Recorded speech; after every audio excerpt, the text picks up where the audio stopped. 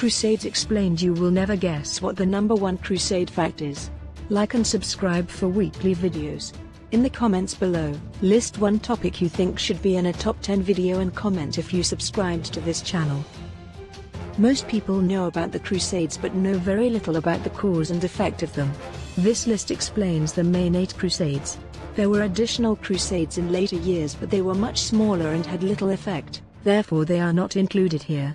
Further information on the Crusades can be found at Wikipedia, Encyclopedia Britannica, and the Catholic Encyclopedia. Some slight variations in start and end dates exist. At the time of the Crusades, Europe was divided into states whose rulers were involved in petty territorial disputes.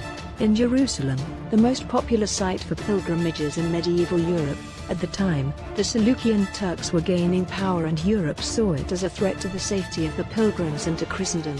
In 1070 Jerusalem was taken, and in 1071 Diogenes, the Greek emperor, was defeated and made captive at Mantzikert. Asia Minor and all of Syria became the prey of the Turks. Antioch succumbed in 1084, and by 1092 not one of the great metropolitan sees of Asia remained in the possession of the Christians. 8. The First Crusade, 1095 to 1101. In March 1095, the Council of Crusade, Ambassador Seneca Byzantine Alexius the First Crusade defending his empire against the Seljukian Turks. Later that year, at the Council of Clermont, Pope Urban II called upon all Christians to join a war against the Turks, promising an indulgence for those who died in the service of the army. Crusader armies managed to defeat 2 substantial Turkish forces at Dorylaeum and at Antioch, finally marching to Jerusalem with only a fraction of their original forces. In 1099, they took Jerusalem by assault and created small Crusader states which were the Kingdom of Jerusalem. 7. The Second Crusade, 1145 to 47. After a period of relative peace in which Christians and Muslims coexisted in the Holy Land, Muslims conquered the town of Edessa. A new crusade was called for by various preachers, most notably by Bernard of Clairvaux. French and German armies, under the kings Louis VII and Conrad III respectively, marched to Jerusalem in 1147 but failed to accomplish any major successes. By 1150, both leaders had returned to their countries without any resistance.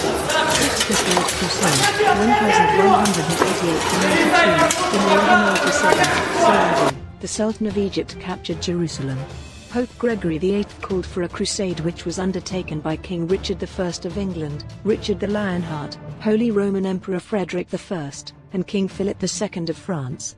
They defeated the Muslims near Arsuf and were in sight of Jerusalem. However, due to an inadequate food and water supply, the crusade ended without the taking of Jerusalem. Richard left the following year after establishing a truce with Saladin. This crusade is sometimes referred to as the King's Crusade. Pope Gregory VIII did not live to see the end of this crusade. 5. The Fourth Crusade, 1204. The Fourth Crusade was initiated in 1202 by Pope Innocent III, with the intention of invading the Holy Land through Egypt. Because the Crusaders lacked the funds to pay for the fleet and provisions that they had contracted from the Venetians, Doge Dandolo enlisted them to restore to obedience the Christian city of Zara. Because they subsequently lacked provisions and time on their vessel lease, the leaders decided to go to Constantinople, where they attempted to place a Byzantine exile on the throne.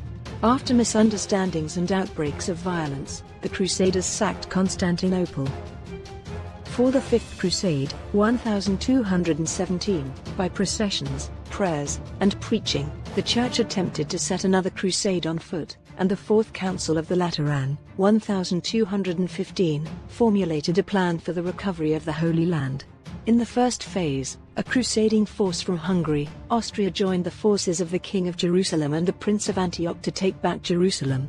In the second phase, Crusader forces achieved a remarkable feat in the capture of Dumyat in Egypt in 1219, but under the urgent insistence of the papal legate, Pelagius, they proceeded to a foolhardy attack on Cairo, and an inundation of the Nile compelled them to choose between surrender and destruction.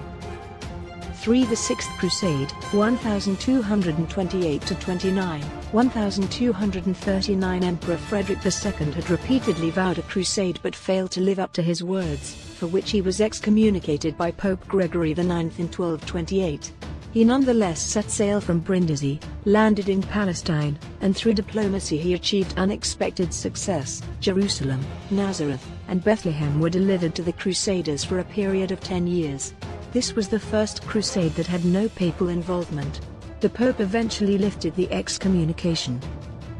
To the Seventh Crusade, 1249–52, the papal interests represented by the Templars brought on a conflict with Egypt in 1243, and in the following year a Khwarezmian force summoned by the latter stormed Jerusalem. The Crusaders were drawn into battle at La Fourbi in Gaza. The Crusader army and its Bedouin mercenaries were outnumbered by Babar's force of Khwarezmian tribesmen and were completely defeated within 48 hours. This battle is considered by many historians to have been the death knell to the Christian states. As part of this crusade, Louis IX organized a crusade against Egypt which lasted until 1254. The Eighth Crusade, 1270. The Eighth Crusade was organized by Louis IX in 1270, again sailing from Egmont, initially to come to the aid of the remnants of the Crusader states in Syria. However, the crusade was diverted to Tunis, where Louis spent only 2 months before dying. For his efforts, Louis was later sainted. The city of St. Louis, Missouri, USA is named for him. This crusade is sometimes broken into an Eighth and Ninth Crusade.